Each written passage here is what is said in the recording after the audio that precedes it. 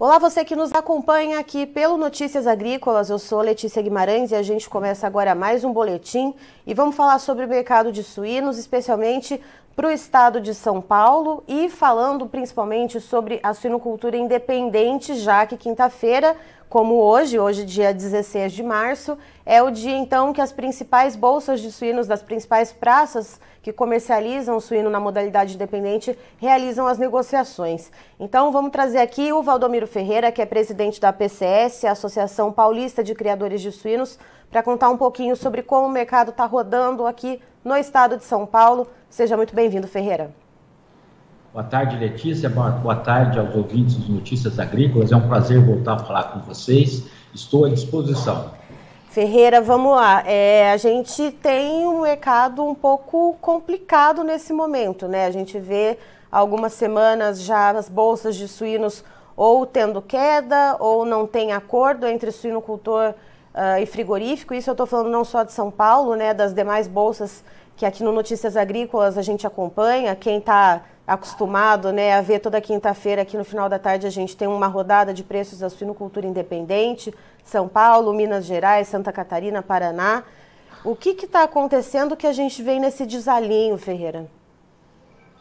Letícia, na verdade, o mercado está extremamente confuso, muito especulado, e isso leva para um mercado extremamente disputado entre os frigoríficos e o mercado atacadista e varejista. Eu diria para você que hoje o maior problema está no abatido, né?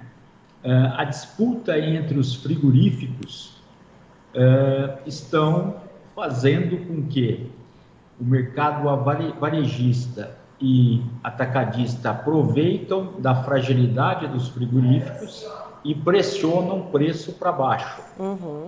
Ao mesmo tempo, é um efeito dominó. O frigorífico, para ter competitividade e conseguir vender álcool, ele precisa o quê? Pressionar o produtor.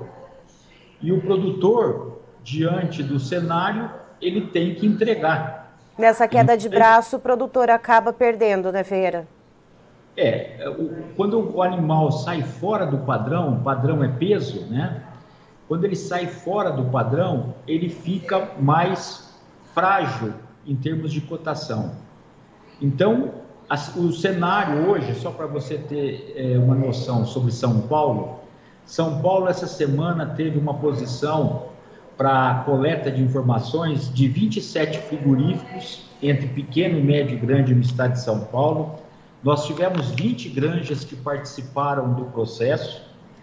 O peso nosso hoje, que nós estávamos ofertando na bolsa, era de 113 quilos e 400 gramas e um volume de 31.124 suínos. Nós não conseguimos comercializar, não houve acordo. Não houve acordo basicamente porque, como o mercado está inquieto, os próprios frigoríficos de São Paulo ficaram com dificuldades de comprar hoje, já que o mercado ainda está sobre especulação. O que eu poderia dizer com isso? O mercado, até o final da tarde, deve ajustar algum número para amanhã começar as vendas. Então, hoje, o mercado, não conseguimos sequer fazer uma referência para o mercado e, com isso, o mercado tende a ficar especulado. O que a gente está pedindo para o suinocultor? Acendeu a luz vermelha. O custo de produção hoje, Letícia, é um custo que vem agredindo a gente. Só para você ter uma noção, nesse exato momento, o consórcio compra farelo de soja com uma alta de 40 a 50 reais por tonelada. Então, o mercado de grãos continua pressionando o custo. Nós, a semana passada, compramos a 50 a menos. Hoje nós estamos pagando a mais. E se você olhar que o preço do suíno pago a semana passada, provavelmente nenhum suinocultor irá conseguir manter o preço da semana passada. Então, as dificuldades para essa semana são grandes. Isso leva ao quê? Letícia, você me ouve? Tô te ouvindo, tô te ouvindo. Tá. Então, o que leva? Leva a uma composição bastante preocupante. Se você pegar o preço de hoje contra o custo de produção, nós estamos falando algo em torno de R$ 23 por arroba. Quando você entrega um animal, você está perdendo para o custo R$ 23. Normalmente é R$ 5 arroba por um animal terminado. Então, nós hoje estamos falando que um produtor paulista está perdendo em torno de R$ 115 arroba, R$ 115 por animal. Então, a luz vermelha acendeu de novo, isso nos preocupa. Comparando isso, Letícia, se você permitir que eu vou avançando um pouco nas informações, aí nós temos que um cenário sobre análise que nós temos que fazer em relação à perspectiva de consumo e a perspectiva da oferta de animais. Então, se nós fizermos uma projeção, em fevereiro de 22, nós abatemos no Brasil 4.320.000 suínos. Em janeiro agora de 23, nós abatemos 4.950.000 suínos. Fevereiro de 23, nós abatemos 4.350.000. Se nós pegarmos uma variação mensal, então, de fevereiro para janeiro, houve uma redução de abate de suíno de 12%. Fazendo uma variação anual, de fevereiro de 23 para fevereiro de 22, nós estamos falando de uma variação positiva de 0,77%. Para um analista, o que a gente pode observar? Para os próximos meses, a produção vai continuar nesses níveis. Então, nós precisamos continuar vendendo os nossos animais para que não seja represado e a gente aumentar o tamanho do buraco. Se nós falarmos isso em produção de carne, Letícia, fevereiro de 22, nós tínhamos uma oferta e demanda de 393 mil toneladas. Em janeiro de 23, 450 mil. Por isso que o preço do suíno sofreu a pressão, porque em janeiro nós tínhamos uma super oferta. Fevereiro de 23, nós já conseguimos diminuir um pouco. Viemos para 325 mil toneladas. Qual que é o número, então, Letícia? Entre fevereiro e janeiro, nós conseguimos diminuir a oferta de suíno, de carne, de 55 mil toneladas. Essa variação, então, de um mês para o outro foi de 12,17 e a variação anual de 0,54. O que é importante a gente dizer, isso foi mercado interno. Então, vamos falar sobre as exportações. Sim, era esse ponto que eu queria chegar também com você, Ferreira. A gente teve um desempenho aparentemente positivo para as exportações. Isso, veja bem que o número. Se nós pegarmos fevereiro de 22, nós exportamos no mês 64,4 mil toneladas. Em janeiro de 23, nós exportamos 80,5 toneladas. Fevereiro de 23, nós exportamos 77,6. A variação entre fevereiro e janeiro foi negativa, de 3,61. Entretanto, Letícia, a variação anual foi positiva, como você muito bem falou, de 20,4%. Em resumo, nos últimos 12 meses, as exportações aumentaram em 20,4%. O que chama atenção é a questão do efeito China. Em fevereiro de 22, o Brasil exportou para a China 20,3 mil toneladas. Em janeiro de 23, nós exportamos 39,9. Em fevereiro de 23, 30,2. Portanto, a China teve uma variação anual de 48,5% a mais. Então, as exportações foram muito bem, obrigado. Entretanto, nós aumentamos o volume, mas não tivemos um bom desempenho em termos de preço. O preço externo, o preço internacional está muito próximo do preço do mercado interno. Por isso que a disputa hoje é grande nos grandes centros consumidores, que é o caso do Rio de Janeiro, São Paulo e Belo Horizonte. E Ferreira, pensando, né, nessa questão China também, isso me faz puxar por um outro viés, né, pensando na questão do caso atípico de vaca louca, né, da encefalopatia espongiforme bovina. A gente está com as exportações para a China suspensa, para outros países também. Temos aqui no mercado interno, então, né, um mercado do boi também um pouco desalinhado. Como que a gente consegue fazer um paralelo entre essa questão envolvendo o mercado do boi e a questão envolvendo essa crise da suinocultura? Tem algo relacionado também a isso?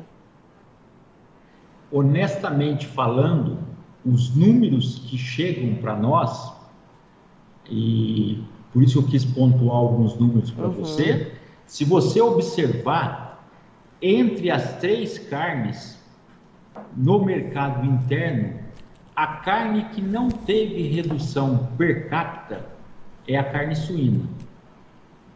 Então, pensando, nós aumentamos o consumo per capita. Hoje, o número nosso é maior do que um ano atrás. Então, nós não tivemos essa influência. Qual a influência que nós tivemos? Foi no preço. E talvez isso que justifique o consumidor brasileiro ter buscado a nossa carne como uma opção, não só saudável, como uma opção também de preço. Não estou em momento algum dizendo que as outras proteínas não são saudáveis. Muito pelo contrário, nós estamos na mesma situação. As nossas 3 carnes são extremamente saudáveis, mas em função de notícias, né? Como a carne bovina estava com um preço descolado do frango e do suíno, ela sofreu um impacto de consumo em termos de preço. E o frango, na questão da influenza, também sofreu porque estava aqui muito próximo na Argentina. O consumidor foi pela opção preço, que foi a carne suína. E Ferreira, para os próximos meses, né? A gente virou a quinzena agora, sabemos que é segunda quinzena de todo mês para qualquer carne, né? Qualquer proteína carne e outros bens de consumo, outros itens que são consumidos pela população brasileira, é mais difícil de sair, é mais difícil a venda, o mercado fica um pouco arrastado. O que a gente pode esperar para essa segunda quinzena, pensando nessa sazonalidade e para além, e para o próximo mês, para o mês de abril, o que se vê no horizonte?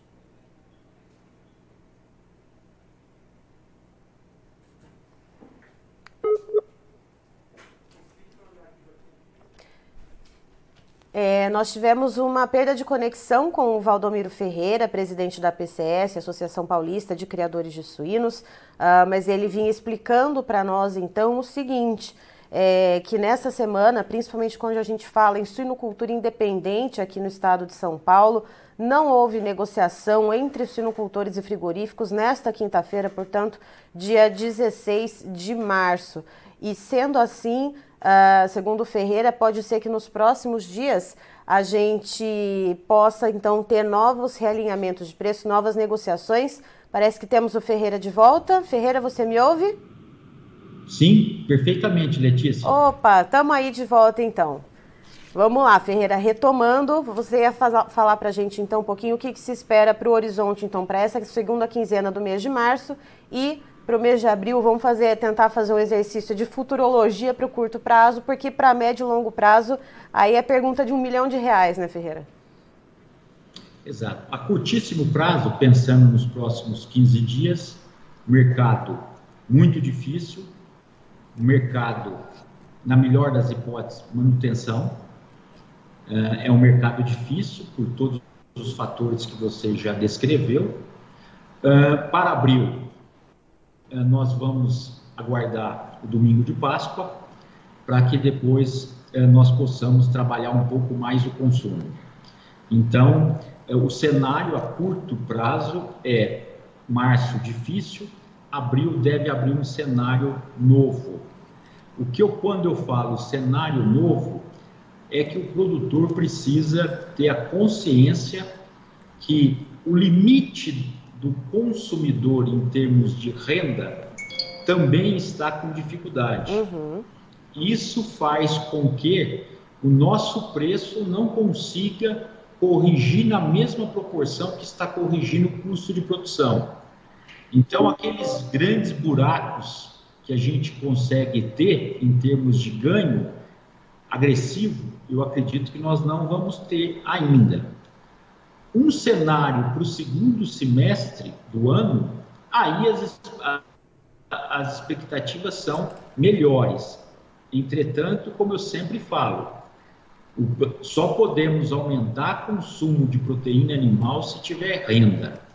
E aí nós ficamos atrelados à questão da taxa de inflação. Amanhã tem taxa da Selic, nós precisamos ter um pouco de cautela para sentir se o brasileiro terá disponibilidade financeira para consumir mais 500 gramas per capita, né? Então nós temos que ter essa cautela. O que nós sabemos com toda certeza que, infelizmente, falando agora como representante dos produtores, podem ter certeza que o custo de produção continuará muito pressionado, principalmente no setor de grãos. Esse alivio poderia vir só a partir do segundo semestre, e aí sim que se pensa num custo menor do que o preço de venda. Então esse é o cenário que a gente está mais ou menos imaginando.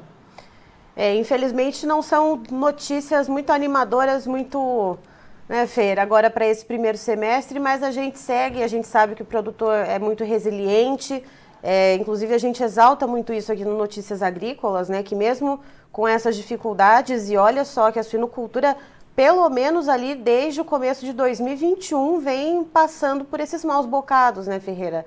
Então a gente vê essa perseverança e estamos aí vendo vocês seguindo, né?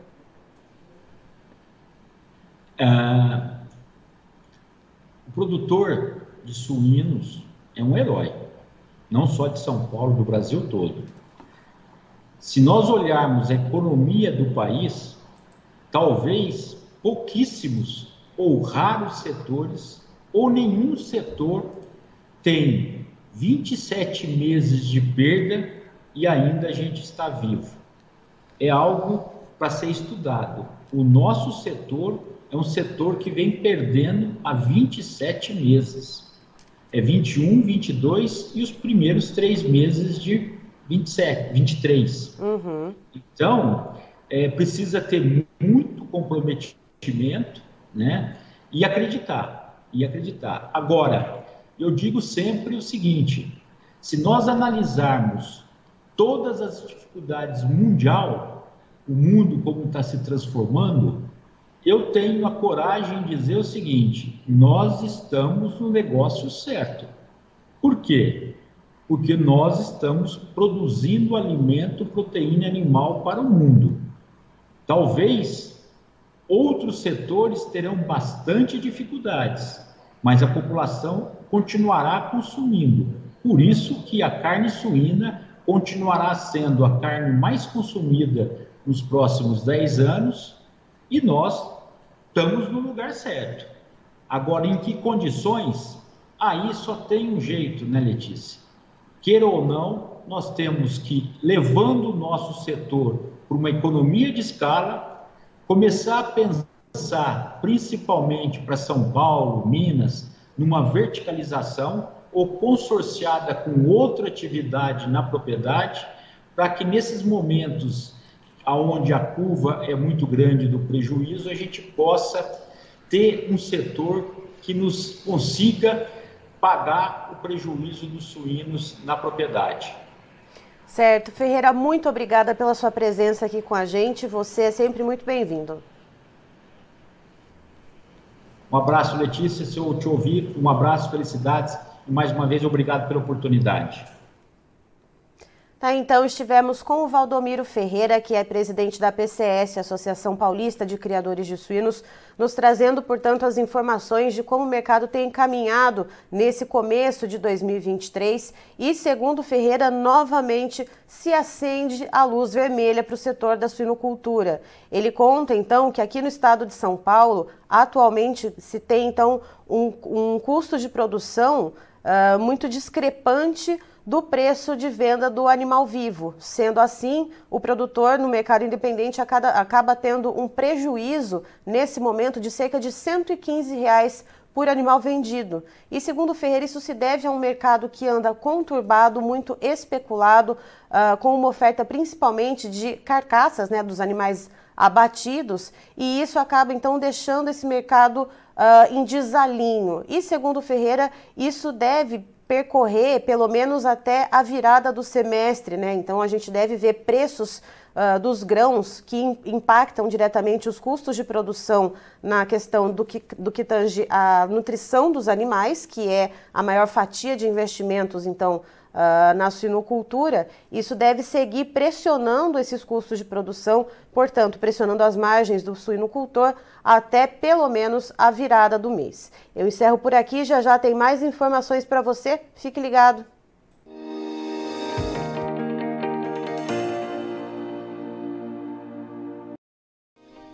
Se inscreva em nossas mídias sociais. No Facebook, Notícias Agrícolas. No Instagram, @Notícias Agrícolas. E em nosso Twitter, @Norteagri. E para não perder nenhum vídeo, não se esqueça de nos acompanhar no YouTube e na Twitch, Notícias Agrícolas Oficial.